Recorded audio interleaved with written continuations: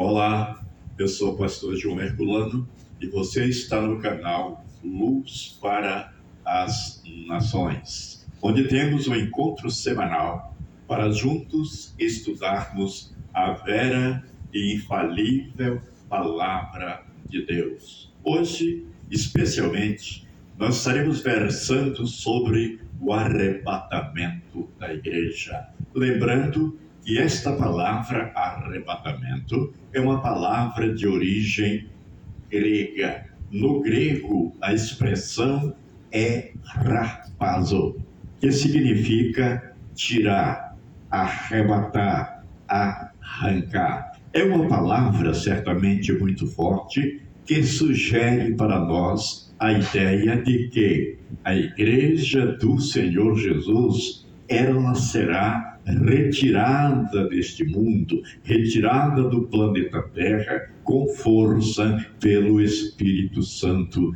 de Deus. Agora, a grande pergunta é quando ocorrerá o arrebatamento da igreja? E esta também, amados amigos e irmãos, é uma palavra que nós não podemos responder com certeza. É uma pergunta, é uma interrogação que nós, por mais que tenhamos várias sugestões e várias possibilidades, não podemos oferecer nenhuma certeza. Porque quando indagado acerca do evento de sua segunda vinda, o Senhor Jesus disse que quanto àquele dia, quanto àquela hora, quanto àquele momento especial, nem os anjos dos céus, nem o próprio Filho, no caráter de profeta divino, poderia responder, mas que aquele acontecimento extraordinário somente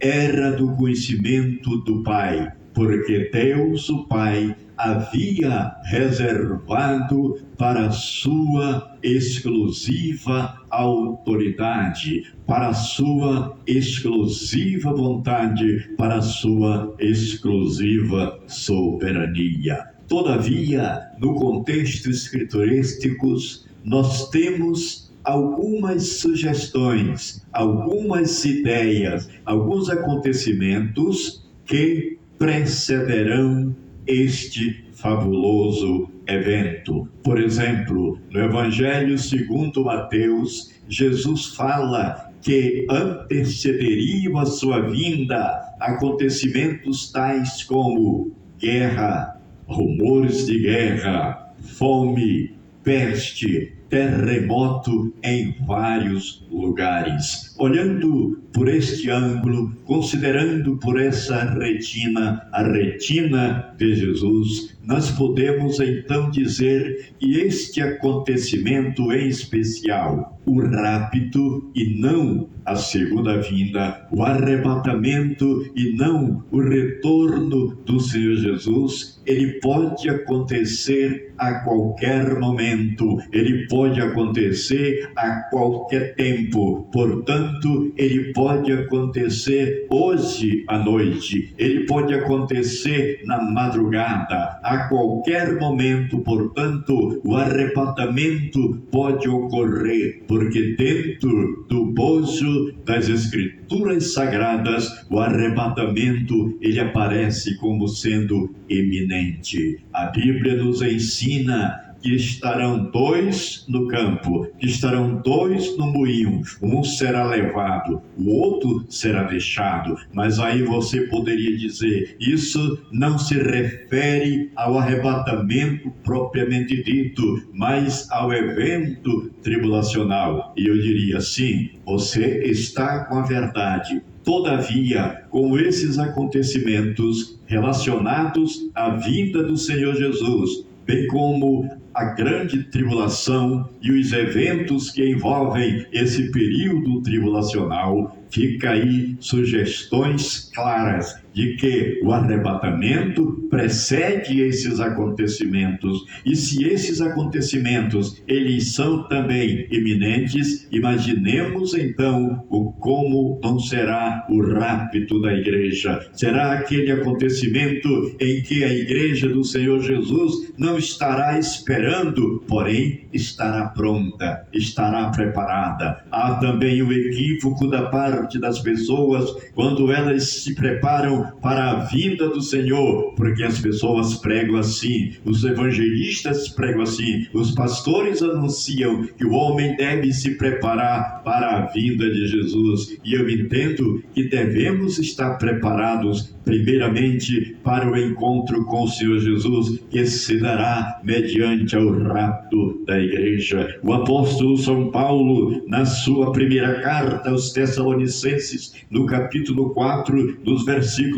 16 e diante, ele nos diz: porquanto o Senhor mesmo, dada a sua palavra de ordem, ouvida a voz do arcanjo e ressoada a trombeta de Deus, descerá dos céus, e os mortos em Cristo ressuscitarão primeiro. Depois, nós, os vivos, os que ficarmos, seremos arrebatados juntamente com eles entre nuvens para o encontro do Senhor nos ares, e assim estaremos para sempre com o Senhor. E o apóstolo ainda diz mais no verso 18: consolai-vos, pois, uns aos outros com estas palavras. Meus amados irmãos, meus prezados amigos, este texto de primeira carta de Paulo aos Tessalonicenses é o texto clássico que versa sobre o arrebatamento da igreja. E quais seriam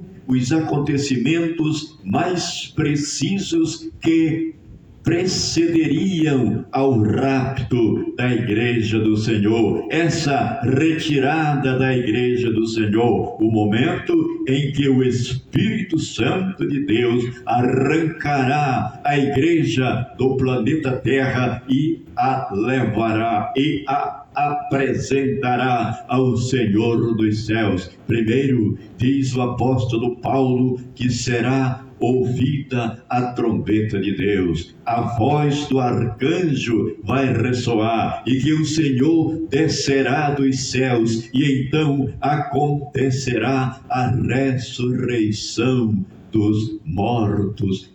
Meus prezados amigos, meus diletos irmãos, este é um momento especial, este é um momento espetacular, é um momento ímpar na história, um momento em que haverá muito provavelmente um grande terremoto, talvez o maior terremoto da história até aquele momento, quando o Senhor bradará e a terra vai tremer e as rochas vão se fender, e os santos e os mortos em Cristo Jesus, aqueles que partiram na graça do Senhor, aqueles que partiram na esperança dos céus, aqueles que haviam entregado as suas vidas a Jesus e recebido o Filho de Deus, aqueles que foram lavados pelo sangue do Cordeiro, o sangue que foi vertido lá na cruz do Calvário, quando Cristo Jesus se entregou pelos nossos pecados, como diz o apóstolo Paulo, segundo as Escrituras, quando Jesus Cristo pagou a nossa dívida, quando ele rasgou o escrito que era contra nós, usando a palavra está consumado, que no grego é tetelestai, que significa está pago, está resolvido, o escrito de dívida foi cancelado. Ali, meus amados irmãos e amigos, o Senhor Jesus se entregou pelos nossos pecados, como diz a Bíblia, o justo pelos injustos, porque o salário do pecado é a morte, mas Jesus Cristo não tinha pecado nenhum, portanto, ele morreu pelos meus pecados, ele morreu pelos teus pecados, ele morreu pelos nossos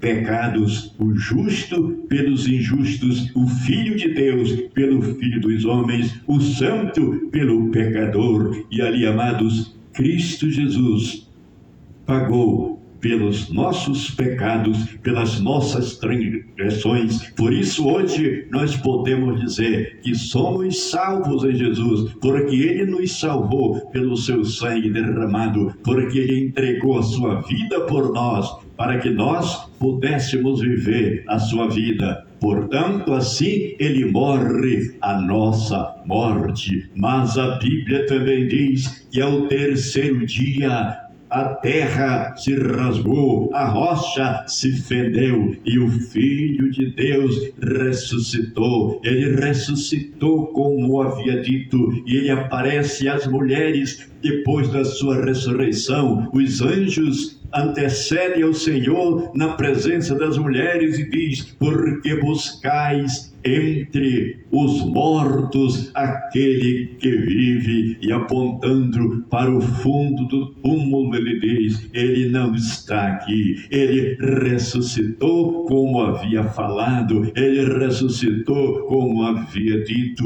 Ide, portanto, e dizeis aos seus irmãos, aos vossos irmãos, que ele ressurgiu e vai ao encontro de vós. Ah, meus amados, e o Senhor Jesus, depois de haver ressuscitado, depois de haver estado com os seus discípulos e ter caminhado com eles pela praia, pelo mar da Galileia, depois de ter comido com eles, Jesus foi assunto aos céus, e diz a Bíblia que eles estavam no Monte das Oliveiras, quando de repente Jesus começou a ser elevado na presença de todos eles, e eles ficaram olhando para o céu, eles ficaram olhando para as alturas, até ver Jesus ser coberto de suas vistas por uma nuvem, e naquele momento aparecem dois seres angelicais, dois homens vestidos de vestiduras brancas, e perguntaram: varões galileus, por que estáis olhando para as alturas? Não vedes que este Jesus voltará da mesma forma como ele está sendo elevado aos céus? Então, amados, nós temos esta firme promessa.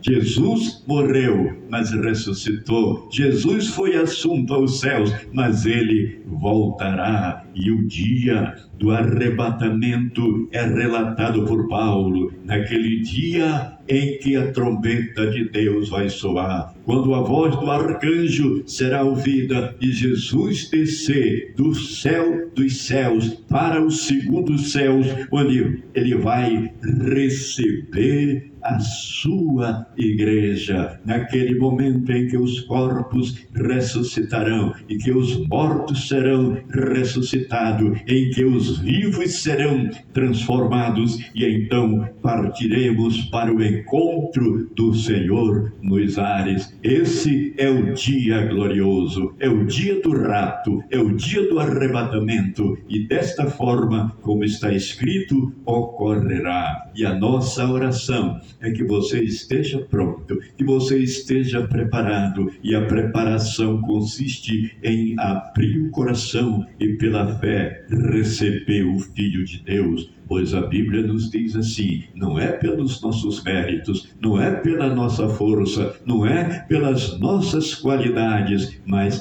pela graça. Pela graça sois salvos mediante a fé, e isto não vem de vós, é dom de Deus, é o dom gratuito de Deus, que nos redime, que nos purifica, que nos salva.